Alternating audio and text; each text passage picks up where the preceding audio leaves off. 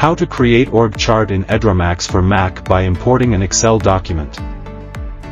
Step 1. Open EdrawMax, and click New Org Chart, Automated. Step 2. Click the symbol, and choose More Import on the floating function bar. Step 3.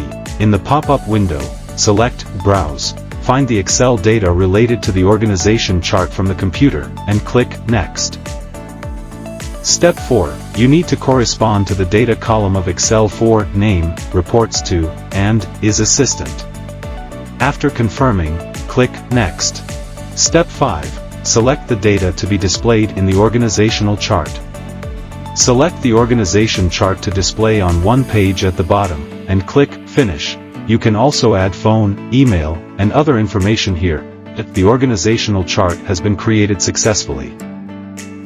Thanks for watching.